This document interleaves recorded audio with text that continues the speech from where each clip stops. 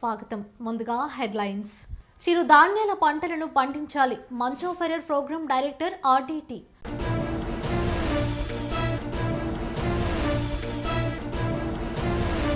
YS Sharmila ర్యాలీని పోలీసులు అడ్డుకోవడంతో విజయవాడలో టెన్షన్ వాతావరణం.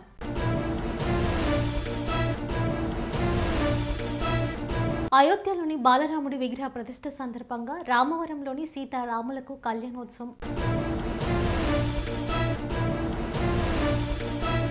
కోడికత్తి సీను తల్లి దీక్ష భగ్నం చేసిన పోలీసులు. ఇదేమైనా ఇండియా పాకిస్తాన్ బార్డరా? షర్మిల తన కాన్వాయ్లను రోడ్లతో అడ్డుకుంటున్నారని వైఎస్ షర్మిల మండిపడ్డారు. ఏపీ కాంగ్రెస్ అధ్యక్షురాలిగా వైఎస్ షర్మిల పదవి బాధ్యతలు స్వీకరించారు.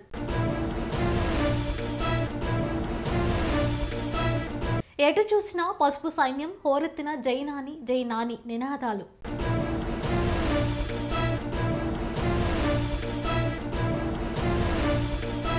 వరంగల్ రూరల్ జిల్లా జెడ్పీ చైర్పర్సన్ గండ్ర జ్యోతి భూపాలపల్లి నుండి తిరుపతికి పాదయాత్ర.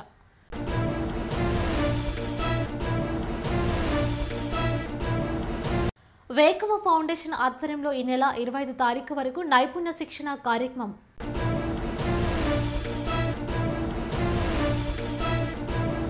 అనంతపురం జిల్లాలో చిరుధాన్యాల పంటలను ప్రతి ఒక్కరూ ప్రోత్సహించాలని, రైతులకు అవగాహన కల్పించాలని Moncho Ferrer program director RDT అన్నారు. అనంతపురం నగరంలో చిరుధాన్యాల పండుగను భారీ స్థాయిలో నిర్వహించారు. ముఖ్యంగా చిరుధాన్యాల వినియోగాన్ని ప్రజలకు తెలియజేయడంతో పాటు రైతులు వీటిని పండించేలా అవగాహన పెంపొందేందుకు కొన్ని స్వచ్ఛంద సంస్థల ఆధ్వర్యంలో ఈ కార్యక్రమం నిర్వహించారు. మన ఊరు మన పంటల పేరుతో అనంతపురం ఆర్ట్స్ కళాశాల మైదానంలో ఈ కార్యక్రమాన్ని పెద్ద ఎత్తున నిర్వహించారు. దీనిని ఆర్టీడీ నిర్వాహకులు Moncho Ferrer, ecology director Mallareddy, నగర మేయర్ వసీంతో పాటు పలువురు ప్రముఖులు పాల్గొన్నారు. ఈ మేళాలో ఏర్పాటు చేసిన ప్రదర్శనను వారు తిలకించారు. చిరుధాన్యాల్లో ఎన్ని రకాలు ఉన్నాయో అన్నిటినీ ఇక్కడ ప్రదర్శించారు. మరోవైపు ఆర్టీడీ నిర్వాహకులు మంచ్ ఆఫ్ ఎర్రర్ మాట్లాడుతూ ఉమ్మడి జిల్లా రైతులకు ఇలాంటి అవగాహన కార్యక్రమాలు ఏర్పాటు చేయడం సంతోషంగా ఉందన్నారు. ప్రజలు చిరుధాన్యాలతో కూడిన వంటకాలను తినే విధంగా చూసుకోవాలన్నారు. పౌష్టికాహార లోపం రోజు రోజుకి కనిపిస్తుందని, చిరుధాన్యాల వాడకంతోనే దానిని అధిగమించవచ్చునని ఆయన అభిప్రాయపడ్డారు.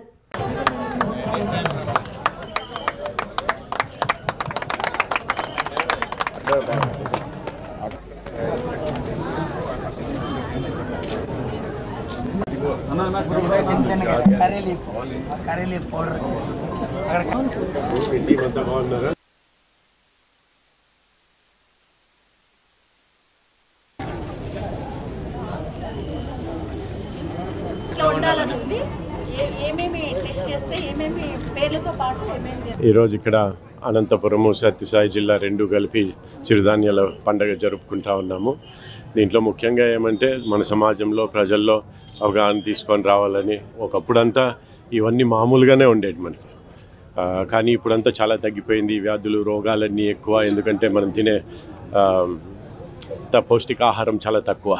అందుకే మరి ఇంకోసారి కూడా అందరికీ తెలియజేసి ఈ చిరుధాన్యాల గురించి, అందుకోసమే ఇక్కడ ఒక చిన్న పండుగ మన ఇక్కడ ఉన్న ప్రజలకు అందరికీ తెలియజేయడానికి, దాంతోపాటు రైతులకు కూడా ఈ పంటలు మనం ఎక్కువ పండించుకునేటట్లు చేయాలని చెప్పేసి. వైఎస్ షర్మిల ర్యాలీని పోలీసులు అడ్డుకోవడంతో విజయవాడలో టెన్షన్ వాతావరణం నెలకొంది. కాంగ్రెస్ శ్రేణులు రోడ్డుకి సీఎం వైఎస్ జగన్ డౌన్ అంటూ నినాదాలు చేయడంతో ఒక్కసారిగా విజయవాడ ప్రాంతంలో రాజకీయం వేడెక్కింది. ఆంధ్రప్రదేశ్ కాంగ్రెస్ కమిటీ అధ్యక్షురాలిగా వైఎస్ షర్మిల పదవి బాధ్యతలు తీసుకుంటున్న సందర్భంగా కాంగ్రెస్ శ్రేణులు విజయవాడలో పెద్ద ఎత్తున ర్యాలీ నిర్వహించారు. కాంగ్రెస్ శ్రేణులు రోడ్డుకి నిరసన వ్యక్తం చేశాయి.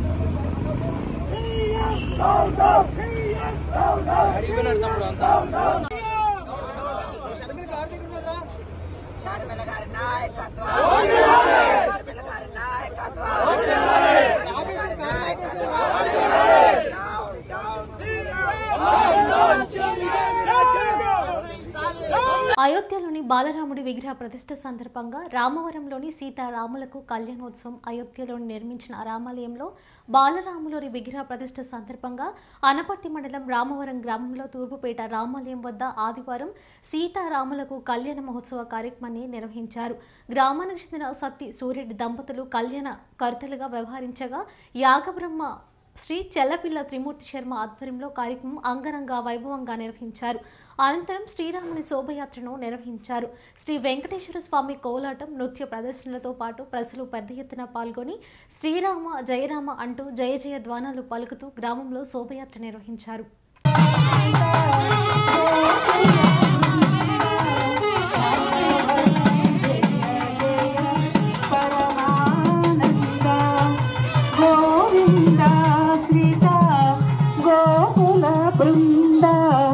पावन जय जय परमानंद जगद विराम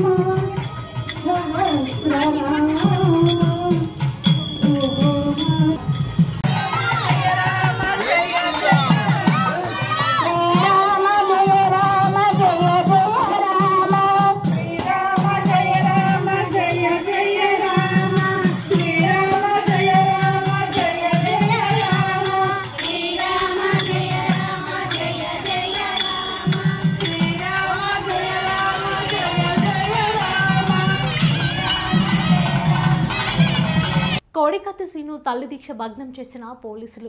కోడికత్తి సీను తల్లి 3వ రోజు అమరణ నిరాహార దీక్ష. క్షీణిస్తున్న కోడికత్తి సీను తల్లి ఆరోగ్యం బలవంతంగా ప్రభుత్వ ఆసుపత్రికి తరలించిన అధికారులు. కొడుక్కి న్యాయం జరిగే వరకు దీక్ష విరమించేది లేదంటున్న కోడికత్తి శ్రీను తల్లి. వైద్య పరీక్షలు నిర్వహించిన వైద్యులు బలవంతంగా ఆసుపత్రికి తరలించే సమయంలో పోలీసులకు దళిత సంఘాల మధ్య వాగ్వాదం, తోపులాట. కోడికత్తి శ్రీను కుటుంబ సభ్యులు మద్దతుగా నిలిచిన దళిత సంఘాలు.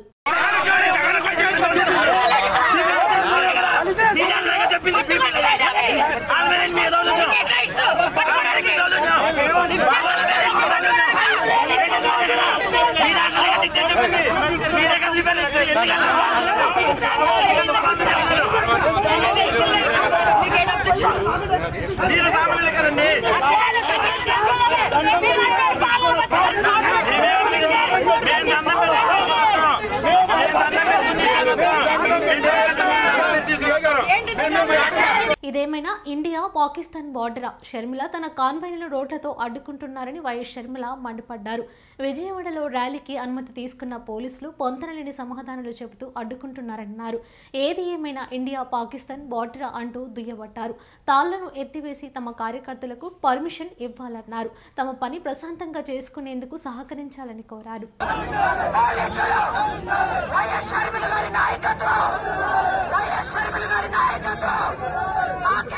మొత్తం మాకు వెనక రావాలి, వెనక మొత్తం రావాలి, రానివ్వండి, మొత్తం రానివ్వండి.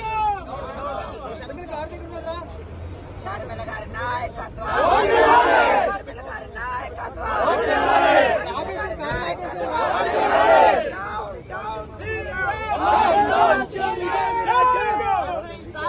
ఏపీ కాంగ్రెస్ అధ్యక్షులుగా వైఎస్ షర్మిల పదవి బాధ్యతలు స్వీకరించారు.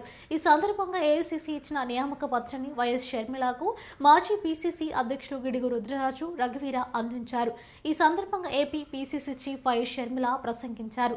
వైఎస్ఆర్ 2 సార్లు పీసీసీ బాధ్యతలు చేపట్టారని, రాజశేఖర రెడ్డి బిడ్డగా నన్ను నమ్మి కాంగ్రెస్ పార్టీ తనకు పీసీసీ బాధ్యతలు అప్పగించారని షర్మిల పేర్కొన్నారు. గత 5 ఏళ్లు వైసీపీ, అంతకు ముందు టీడీపీ అధికారంలో ఉందన్నారు. గత 10 ఏళ్లలో ఏపీలో అభివృద్ధి జరిగిందని ఆమె ప్రశ్నించారు. చంద్రబాబు చేసిన అప్పులు 2 లక్షల కోట్లు, జగన్ రెడ్డి చేసిన 3 లక్షల కోట్లపైనే ఉన్నాయన్నారు. మొత్తం ఏపీపై అప్పుల భారం 10 లక్షల కోట్లు పడిందని ఆమె విమర్శించారు. ఇవన్నీ అప్పులు తెచ్చారు, అభివృద్ధి ఏమైందని షర్మిల ప్రశ్నించారు. రాజధాని ఉందా, రాజధాని కట్టగలరా అంటూ ప్రశ్నలు గుప్పించారు. ప్రభుత్వమైనా ప్రతిపక్షమైనా ఒక్కటంటే ఒక్క నిజమైన ఉద్యమం చేసింది లేదు. ఈ రోజు మనకు స్పెషల్ స్టేటస్ లేదు అంటే ఆ పాపం ముమ్మాటికి చంద్రబాబు గారిది, ముమ్మాటికి జగన్ రెడ్డి గారిది. స్వలాభం కోసం ఇద్దరు ప్రజల ప్రయోజనాలను తాకెట్టు పెట్టారు. టీడీపీ అంతే, వైసీపీ అంతే, దొందే. అమరావతి రాజధాని అమరావతి అన్నాడు చంద్రబాబు గారు. సింగపూర్ను చేస్తానన్నాడు. 3D గ్రాఫిక్స్ మొత్తం గుర్తుందా? 3D గ్రాఫిక్స్ చూపించాడు చంద్రబాబు గారు. పోనీ అమరావతి రాజధాని అయిందా అంటే అది కాలేదు. జగన్ రెడ్డి గారు వచ్చారు. 1 కాదు 3 రాజధానిలు అన్నారు. పోనీ 3 రాజధానిలు అయ్యాయా అంటే 1 కూడా లేదు. ఈరోజు మనకు రాజధాని ఏది అంటే ఏదో మనకే అర్థం కాని పరిస్థితి. 1 ఉందా అంటే ఏదీ లేదు. 1 కూడా లేదు. మరి ఏమి సాధించుకున్నట్టు? పోలవరం ప్రాజెక్ట్ ఎప్పుడో 1941లో పోలవరం ప్రాజెక్టు కట్టాలనుకుంటే సాధ్యపడలేదు.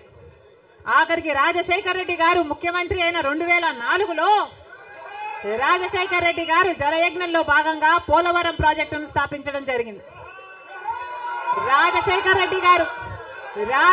రెడ్డి గారు ముఖ్యమంత్రిగా ఉండగా పోలవరం ప్రాజెక్టు చెందిన కుడిలాగా ఎందుకు మారారు? టీడీపీ పార్టీ అయినా వైసీపీ పార్టీ అయినా ఇద్దరూ కలుపుకుంటే వాళ్లకు చెందిన ఎంపీలు, లోక్సభ ఎంపీలు 25 మంది, ఆంధ్ర రాష్ట్రానికి చెందిన ఎంపీలు 25 మంది, 22 మంది వైసీపీ అయితే 3 తెలుగుదేశం పార్టీ. కానీ మొత్తం 25 మంది ఎంపీలు బీజేపీ పార్టీ చేతుల్లో ఉన్నారు. బీజేపీ పార్టీ ఏం చెప్తే ఈ ఎంపీలు మొత్తం అందరూ గంగిరెద్దులాగా తలూపుతారు. రాజ్యసభకు చెందిన 6 ఎంపీలతో సహా మొత్తం 31 ఎంపీలు ప్రజలు బీజేపీ పార్టీకి ఓటు వేయకపోయినా, తెలుగుదేశం పార్టీకి ఓటు వేసినా, వైసీపీకి ఓటు వేసినా ఉన్నది మాత్రం బీజేపీ పార్టీలో. మరి ప్రజలు వైసీపీకి కానీ తెలుగుదేశం పార్టీకి కానీ ఎందుకు ఓటు వేయాలి? బీజేపీ పార్టీకే ఓటు వేయొచ్చు కదా. వైసీపీ గాని తెలుగుదేశం పార్టీ గాని ఎందుకు? చిత్తూరు జిల్లా తెలుగుదేశం పార్టీ పార్లమెంటు అధ్యక్షుడు, చంద్రగిరి నియోజకవర్గం ఎమ్మెల్యే అభ్యర్థి పులివర్తి నాని దొంగ బోగస్ ఓట్లకు కేరాఫ్ అడ్రస్గా నిలిచిన చంద్రగిరి నియోజకవర్గాన్ని గాడిలో పెట్టేందుకు గత 13 రోజుల క్రితం ప్రాణత్యాగానికి సైతం వెనుకాడక దీక్ష చేపట్టి గాయపడ్డారు పులివర్తి నాని. ఆయన ఆరోగ్యం మెరుగుపడడంతో పాకాల మండలం దాముల చెరువులో ఆదివారం పర్యటించారు. ఈ సందర్భంగా ఆయనకు స్వాగతం పలికేందుకు తెలుగు తమ్ముళ్లు కథం తొక్కారు. జనసేన నాయకులు, కార్యకర్తలు కదిలి వచ్చారు. 500 మందికి పైగా బైక్ ర్యాలీ చేపట్టడంతో దాముల చెరువు దద్దరిల్లింది. ఎటు చూసినా పసుపుమయమైంది. జై నాని, జై జై నాని నినాదాలతో ఆ ప్రాంతం హోరెత్తింది. పాకాల మండలం మొగరాల పంచాయతీ కృష్ణపురంకి చెందిన మాజీ సర్పంచ్ ఆర్ ఆనంద్ చౌదరి, మొగరాల పెద్ద హరిజనవాడకు చెందిన వైసీపీ నేత చిట్టిబాబు వారి అనుచరులతో పులివర్తి నాని ఆధ్వర్యంలో తెలుగుదేశం పార్టీ తీర్థం పుచ్చుకున్నారు. వారికి కండవాలు కప్పి ఆహ్వానించారు. వైసీపీ పాలనలో పల్లెలు, పంచాయతీలు, మేజర్ పంచాయతీలు, పట్టణాలు అత్యంత దయనీయ స్థితిలో ఉన్నాయని పార్టీలో చేరిన నేతలు అన్నారు.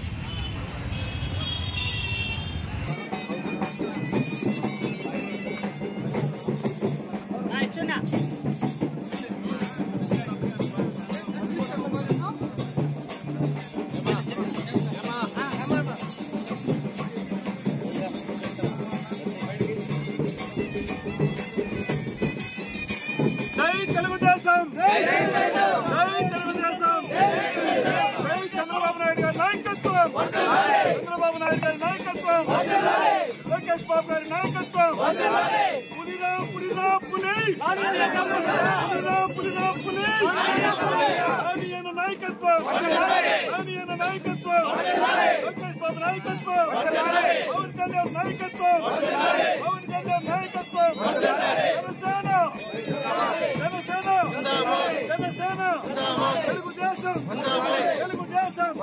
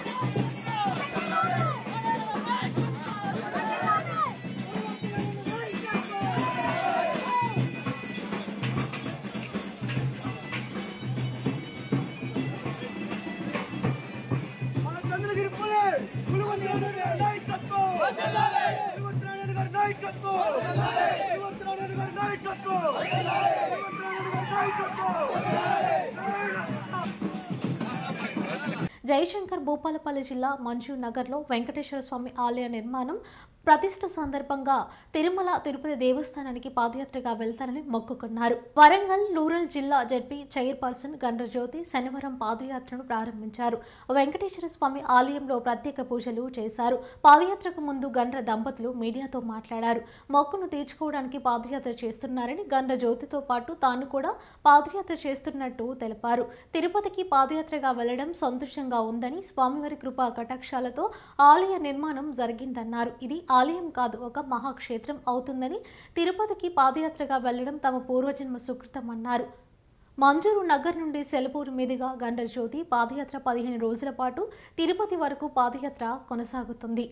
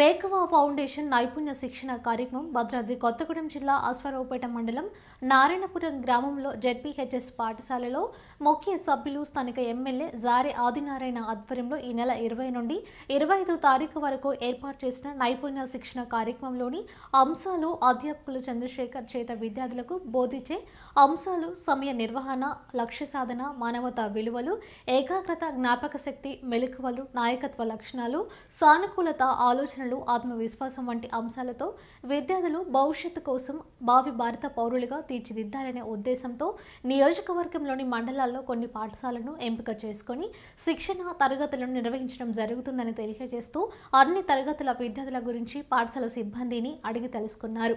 ఈ కార్యక్రమంలో మండల నాయకులు, కార్యకర్తలు, అభిమానులు పాల్గొన్నారు.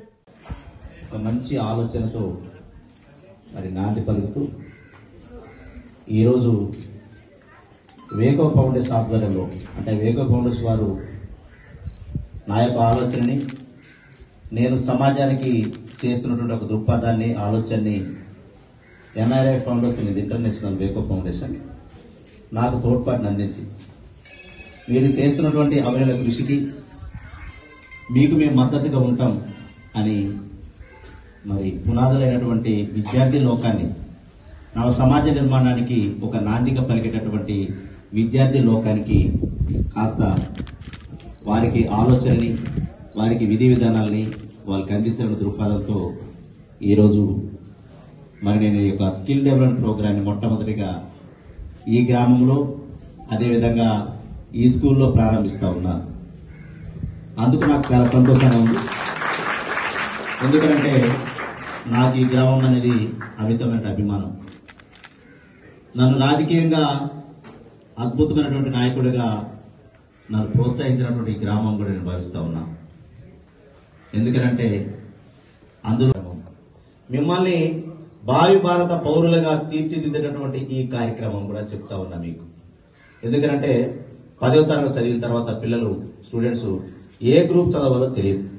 అసలు చదవడానికి రూపకల్పన ఎలా చేస్తారో కూడా తెలియదు. పాఠశాలలో ఉపాధ్యాయులు బోధించినప్పటికీ కూడా ఇంకా ఎక్కడో కాస్తంత మిగులుబడి ఉంది అనే ఆలోచనతో నాకు తట్టినటువంటి అంశం.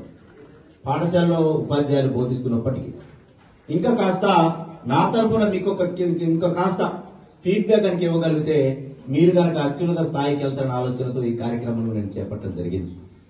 ఈ రోజు ఇక్కడ ఉదయం పూట, మధ్యాహ్నం మసూరాపేట గర్ల్స్ హై స్కూల్లో కూడా ప్రోగ్రాం పెట్టడం జరిగింది. అది అదేవిధంగా 25వ తారీఖు వరకు కంప్లీట్ ఈ ప్రోగ్రామ్స్ ఉన్నాయి. దానిలో భాగంగా మీరందరూ కూడా మంచి భావి భారత పౌరులుగా తీర్చిదిద్దాలనే ఆలోచనతో నేను ఈ కార్యక్రమం చేపట్టడం జరిగింది. ఈ కార్యక్రమంలో భాగంగా నేను ప్రోగ్రాం అయ్యేంత వరకు ఉంటాను. మధ్యాహ్నం ప్రోగ్రాం అయ్యేందుకు డైలీ 5 days కంప్లీట్ అటెండ్ అవుతాను. ఎక్కడ నేను చూస్తాను ఈ ప్రోగ్రాం, నేను కూడా ఉన్న స్పీకర్ని, ఇంటర్నేషనల్ వరల్డ్ వైడ్ గా స్పీకర్ నేను కూడా. నాకు ఎందుకంటే వస్తున్నప్పుడు నేను ఉపాధ్యాయుడిగా ఉన్నా, ఎంతో మంది స్టేట్ వైడ్ అనాలిసిస్ గా నేను పనిచేయటం, దానిలో భాగంగా చిన్నపాటి విద్యార్థులకి నా వంతు బాధ్యత, నేను కూడా స్పీకర్ గా ఉంటాను. ఇద్దరు పట్టు ఉంటాను, వారు ఉంటారు, మేముంటాం. కాస్త గొప్ప కార్యక్రమాన్ని నాంది పలికినటువంటి గ్రామస్తులందరికీ కూడా మరొకసారి ప్రత్యేక ధన్యవాదాలు తెలియదు. ఎందుకంటే స్పీచెస్ కంటే, మీటింగ్ కంటే స్పీచెస్ టైం చాలా వాల్యుబుల్ మనకి. కాబట్టి ఈరోజు ప్రారంభోత్సవ కార్యక్రమానికి, చక్కటి కార్యక్రమానికి గ్రామస్తులందరూ గమనించడం, అదేవిధంగా ఈ పాఠశాల ఈ కార్యక్రమానికి మొట్టమొదటిగా నాంది పలుకుతూ నేను చేస్తున్న ఈ యొక్క ప్రాజెక్టు మరి నేను వెంట వాస్తవంగా అయితే 4 రోజుల ముందు చెప్పాలి. నిన్ననే నేను తలపుతో మరి మేడం మాకు ఒక చిన్న అవకాశం ఇవ్వండి పాఠశాల అంటే, అసలు ఏమనుకోకుండా సార్ మీరు రండి, మా పిల్లలకి మీ సలహా సూచనలు కావాలి, మీరు అందించేటటువంటి